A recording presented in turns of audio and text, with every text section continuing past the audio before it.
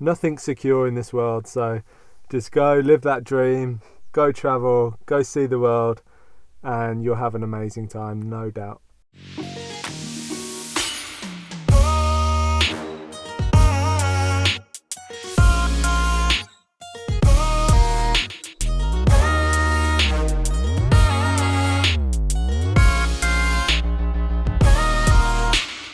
Hello everyone and welcome to today's video. If you're new to the channel, I'm Bea. And I'm Theo. And today we're going to be discussing what is actually best, boat life or van life. And we've lived in a boat now for the past 2 years in a 30-foot Springer narrow boat. And we've also lived in a van for a very long time as well. So we're very qualified to come up with a list of pros and cons and which we think is better. And today we are actually sitting in our van. It's a beautiful winter's day in Portugal, so you might think we're going to be a bit biased towards van life, but we've written pros and cons to what we've experienced personally over the past few years from both different lifestyles.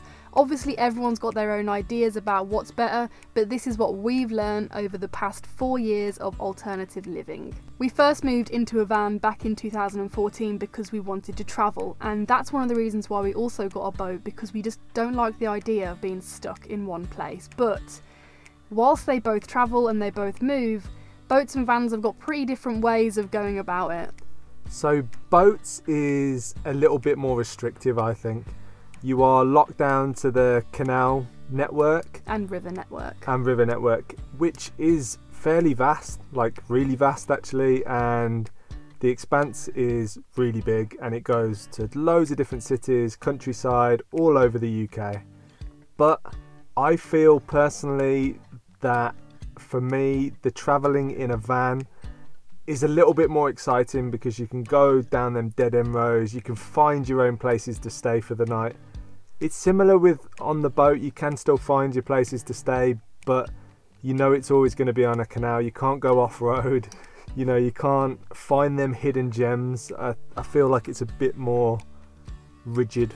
It definitely is, especially like you said, you are restricted to the water because you're in a boat, and also the actual canal network and river network, there are things called locks, and that really does slow down your progress. Sometimes there's going to be like 20 locks in a row. It can take a whole day to go like 2 miles, which is just mad. You're restricted to 4 miles an hour along the canal network, whereas if you're in a van, you can literally drive all the way to Switzerland in one day from the UK if you wanted to. That's another thing that's different to a van and a boat. In a van you can go around the whole entire world, and for us, when we talk about van life or boat life, we're talking about actually living in that for a long period of time. So if it's your home, it's pretty cool that you can drive your home literally anywhere, whether it's a boat or a van. But for me personally, the travel aspect, I've got to prefer a van to the boat. And the locks, you may think, can be quite romantic at first. Oh, we're going through a lock, it's quite exciting. But after 20 in a row, they get boring. And they really are a workout. So I suppose it's good in that terms, like you're getting some exercise in because you are literally just standing and steering the boat all day. But yeah, a lot of locks in one go is kind of soul destroying. And I like the fact that in a van, if we wanted to, we could drive to New Zealand. You'd have to take some ferries and stuff like that, but you can drive a long way. You can see many different countries in a van. And as I said before, you find them hidden gems that only you know about. So another thing to do with travelling in a van or a boat is that the great thing about boats is they're a lot more, what would be the word? It's not that it's frowned upon, but you are allowed to live in a boat. In the UK, there's a lot of questions about whether you're allowed to live in a van. It's a grey area living in a van. It is. I believe it's legal to live in a van in the UK. It's not illegal as far as I know. If your van is MOT'd, then it's allowed to be on the road, and you're allowed to be in it any time, just the same as a car. But the thing is, in a boat, you're allowed to legally stay for up to 2 weeks in any given place within reason. There are certain places where you're only allowed to moor up for 48 hours or 24 hours, but most places along the canal, you can stay there legally for 2 weeks, which you can't do in a van. Like, you will pull stairs, people will get funny, it's a lot harder, you'll get knocks on from the police and stuff if you're somewhere for too long. Even if you're not causing a nuisance, it's just the way it is, especially because there's a lot more foot traffic and actual traffic on the roads compared to the canal networks, although in Birmingham the canal network is pretty busy.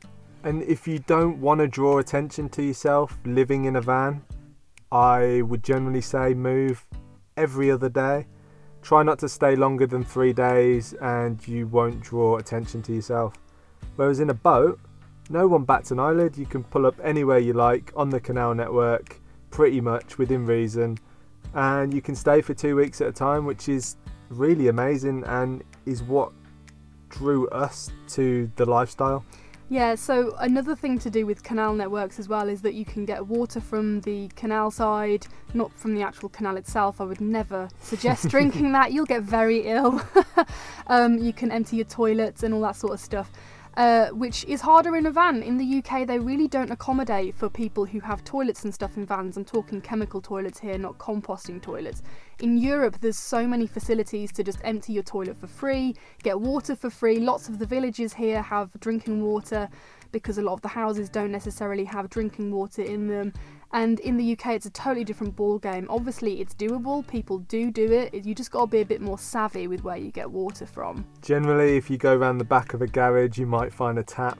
And in the UK, you're okay because 99% of the water that you find in a tap is drinking water as well, which differs throughout Europe. So that's the travelling aspect to vans and boats. I think they're both kind of 50-50. Vans have more freedom, but boats it's easier to stay places potentially, especially in the UK. So let's talk about maintenance. Obviously, both these types of habitation have got engines, which you do need to be able to move. I think it'd be a lot harder to be in a van with a broken engine than a boat with a broken engine. Back in the day, canal boats used to be pulled by horses, so if the worst came to worst, you could literally pull your boat along the canal. With a car, it's a bit harder to push it everywhere, and when I say car, I mean van, which is heavier than a normal car. I think generally there's more maintenance to do on a boat, but it's going to vary boat to boat, it's going to vary person to person. It depends on how new your boat is, how new your van is, how much maintenance you're going to have to do, but generally boats need a lot of work doing to them. So when you're talking about maintenance in boats, it's a lot more risky to not maintain it correctly, mainly because half of the actual vessel is under the water and you can't see what's going on below there. If your hull is in bad shape, you really need to get that seen to. And if you're in a van, you can just drive to a garage, they can look at it there and then. If you're in a boat, you've got to get it taken out of the water, which in itself is expensive. It's going to be well over £200 to get the boat out of the water. I don't think I've seen anywhere for under £300 to actually pull the boat out the water. So if you imagine with your van, if you took it into a garage and they were like, okay, it's going to be £300 just to have a look at it, you'd be shocked. But that's very common with a boat. Yeah, so when we talk about maintenance as well with boats, there are certain things that you have to be on top of, because if you don't, your boat could sink, which is very disastrous and would be really upsetting. So you need to take care of your hull, and to do this, ideally, you should black it every couple of years. We recently blacked ours in September, and it was a little bit more costly to get it taken out of the water because we have a Springer, which is a different shaped hull to the traditional boats that are flat. Ours is like a V. You can see it in the video that we did. I'll put it in the description. It was a good process. It wasn't too difficult to do yourself, but it's a lot of hard, dirty work, basically. Boats are messy things. You're constantly going to be covered in oil. You're constantly going to be, changing bits and bobs and just constantly trying to look after the engine and keep it going. Yeah, so that's another thing. You want to keep your engine in good check, and you want to keep everything else in good check that's going on. Every 4 years you have to have a boat safety undertaken, and if you fail that, you have to get the work sorted out. Without a boat safety certificate, you can't license your boat, which you have to get done every year. So these things do add up. So I guess a boat safety is a similar thing to an MOT, a little bit. It's more to do with the inside of the boat and how your electrics and your gas and stuff like that is going to affect you. So things like if you've got a wood burner, making sure the wood burner's safe, little things like that just keep the boat safety aspect in check. So getting a boat safety done, that costs around about £140 for the test, and then obviously any work that needs to be done, you can either do it yourself or get someone else to do it.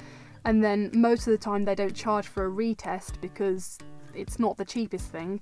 But yeah, I mean, that's something that you get done every 4 years. You can get your boat hull surveyed as well if you want to, every 4 years, whilst you're getting it taken out of the water if you really want to. But I suppose if you know that you're maintaining it well and you had it surveyed when you first bought it or at some point, you can really keep on top of that and make sure that you don't have to fork out an extra couple of £100 to have it surveyed. And I think that's the key. When we got the boat, we instantly had it serviced. We kept on top of our servicing, the engine, and keeping it all in really good condition, making sure everything's in tip-top condition basically. And if you look after it, it will look after you. And when we took the boat out of the water recently to have the hull survey, it was in very, very good condition, and the guy doing the survey was really, really impressed. So we're super happy with that, and it just shows if you look after your boat, it will look after you. So there are horror stories to do with taking boats out of the water. We don't need to go into that, but we do strongly suggest that you look after your boat's hull if you do have one or are thinking of getting a boat. So in terms of maintenance, with vehicles you have to have an MOT every year, you have to tax your vehicle, and you have to have insurance. But I think compared to boat maintenance, I think they work out probably the same. Yeah, it's a similar process. Because a lot of the boat stuff, it's not every year. You have to have a licence every single year. But it's nice with the boat safety certificate that, you know, once you got it, you can wait 4 years to renew it, which is really nice. You don't have to keep worrying every year, getting someone back, paying another £140 to have someone retest it. You know, the problem is sometimes you got to be wary when you're buying a boat, that if it's had a boat safety certificate maybe a year ago or 2 years ago and there's been a lot of work being done, it may not be suitable to pass the boat safety certificate now. Things can change and people can change stuff, so you've just got to be wary of that. Yeah, exactly. So maintenance wise, I say it's about 50-50 again. Yeah. It's all just down to personal preference and money. I mean, we've been very fortunate, touch wood, that our boat's been absolutely fantastic. We haven't had to do much to her, to be fair. We look after her routinely and she's been an absolute dream for us. And like I said before, it's just keeping on top of them little things, and in the end it'll be fine. And the same goes for the van. We look after her a lot. We get her serviced at least once a year, most of the time twice a year, because we really do want to take good care of her. Obviously get her MOT'd because we couldn't drive and get insurance without it, or tax. But yeah, if you look after your vehicle or your boat, you're going to be great. Moving on from maintenance kind of goes into insurance. You have to have your boat insured and you have to have your van insured. It's a lot easier, I feel, and a lot cheaper to get a boat insured than to get a van. So much cheaper to get your boat insured, I think. Generally speaking, for most people, I know that some people can insure their vans for like 150 quid, but that doesn't really happen very often, and I think our boat insurance is like £130 for a year, which is amazing really. Yeah, I mean, considering it's on water and there's lots of things that could go wrong if you wasn't sensible, that's a really reasonable price. Yeah, compared to van insurance, boat insurance wins. Our van insurance is a lot more expensive than that, and it makes my eyes water every year, but you've got to have insurance because I dread to think what would happen without it. So, after talking about insurance, let's talk about space. So, I would say definitely, well, it's interesting because, as you know, we've been in lots of vans, and some vans are very, very roomy. Some vans feel more roomy than our boat because they have the width. Whereas our boat is obviously a narrow boat, so it's long and thin. It just means that you have to be more creative with the layout and stuff like that. But I would say overall, the narrow boat does a lot more space. Yeah. Especially because most people have, I mean, we have a 30-foot narrow boat, but most people have like 42, to 60, 70 foot. So if you got a 60-foot narrow boat, you got a lot of space. You got 2 bedrooms, a dinette, a kitchen, all of this space to work with. And don't forget, with boats you've got the whole roof if you want to be covered in stuff. Yeah, so if you really want to be off grid, then you're thinking about solar. you can fit a lot of solar panels on even a 30-foot boat, a lot more than you would be able to on a van. You also see quite a lot of wind generators as well, wind power ones on boats. I've seen them more on boats than I have on vans. And think leisure batteries. A lot of people have 2 leisure batteries in their van because that's the maximum they can carry. You know, there's a weight issue, there's a space issue, but in a boat, the weight issue isn't as much. But it's still there. It's still there, but it's not as much. So you could happily fit 4 leisure batteries on your narrowboat without a problem. I think when it comes to space, narrowboats are always going to win. They've got a lot more space and room to be able to live a little bit more comfortably if that's what you want. Yeah. We live in a, compared to everyone else, fairly small narrowboat. Ours is 30 foot long. It's a cruiser stern, so we have got quite a bit of outside space at the back where the tiller is. Which I really like, because I like that as well. I think if you do live in a boat, and a lot of people want the traditional narrow boats where everything's inside, but that means your engine is actually inside your boat as well, and it can get a little bit smelly, a little bit more awkward, and the space that you think you've gained, you actually haven't, because it's just an engine room anyway. Whereas with the cruiser stern, you can really use that space as like an outside area. You can sit out on it like a terrace, dry your laundry, and just get on with work out there. It's really nice place to chill out and sit, and we store our bikes on there and stuff like that, so it's really, really useful. It is definitely useful for that. And also another thing that you can have in boats, it can be a lot more like a traditional home. You can have bigger ovens, you can have bigger fridges and freezers, a lot of people have washing machines, baths. You know, you're not going to really see a bath in a van. Which, to our American audience with the washing machines, they do actually have washing machines in some of them big RVs. That's true, actually. But that's not commonplace in the UK. But yeah, people have them on narrowboats. So yeah. And I think in terms of being off-grid, it's a lot easier to have, like you said, with the batteries and stuff, to be more off-grid. But boats and vans are very similar in the way that they heat. So boats have diesel heaters as well. Yep. And vans have diesel heaters. Boats have wood burners, and so do vans. And then there's also one more that I've never seen in a van. In a boat, you can get central heating. Like, people do have radiators. Yeah, you can get proper radiators with, and I think you can get it connected up to your wood burner as well. So if you're in a very big, narrow boat, if it's 70 foot long, having one wood burner is not going to do anything. Yeah, if you have a wood burner down one end of your narrow boat and you go to bed in the other end, you're going to be freezing. In our boat, our wood burner's more than big enough for our space, so we're nice and toasty all the time. It's very open plan, but if you are shutting off your boat into different rooms and different sections, the heat won't travel as far. I definitely recommend getting one of them fans to stick on the top of your wood burner that blows the heat around. And in terms of space and size and what you can have on a boat, boats and vans are very similar. You'll have somewhere to sleep, you'll have a little kitchen or a galley if you want to be super specific, little living area, bathroom if you want one. So in terms of that, they're really not very different, but boats will always have a lot more space, unless you've got like a humongous RV, and then they're actually the same. With any kind of home that is not a normal bricks and mortar style thing, there's always going to be a bit of threat in terms of safety. And in fact, even if you're in a normal house, there's always the risk of people trying to break in. And unfortunately, that doesn't stop if you live in a boat or a van. I think boats are slightly less unsafe than a camper van.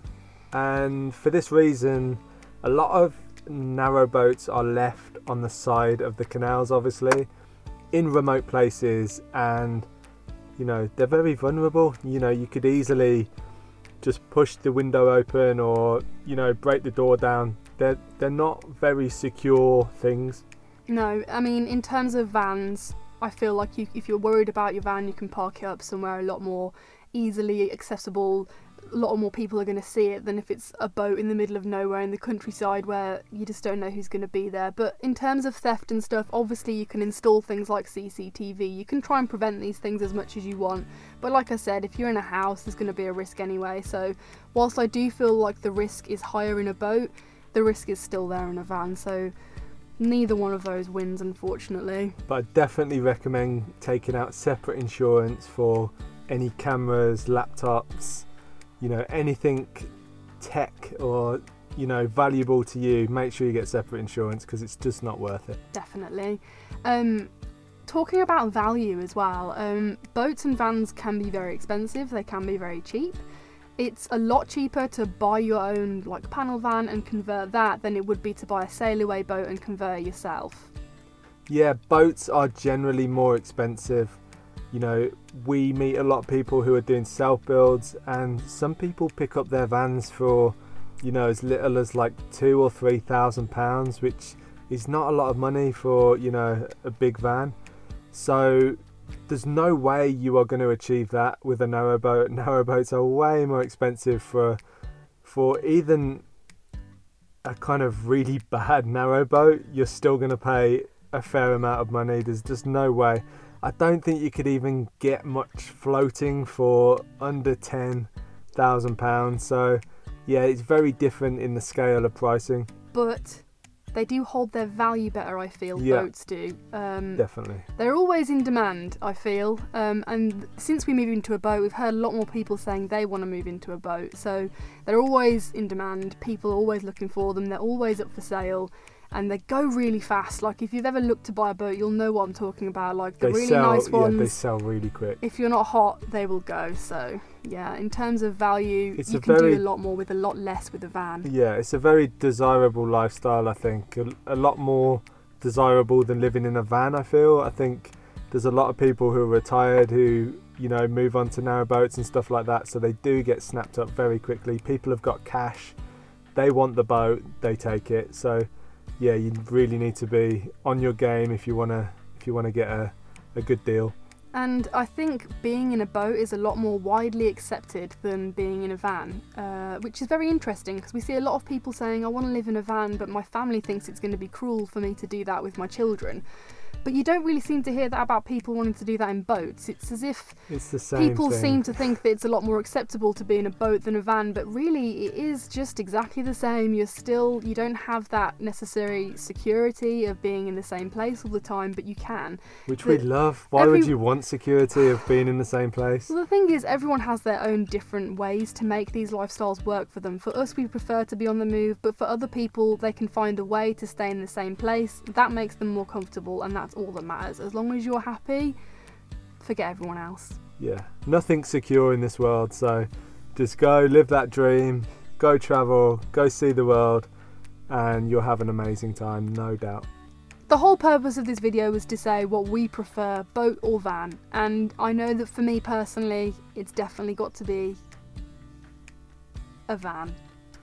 Yeah, I would say it's really tricky because, as we've mentioned, all the pros and cons, but I prefer the van as well. We've spent a lot of time on the boat, we spent a lot of time in the van, and I feel like the van allows us more freedom.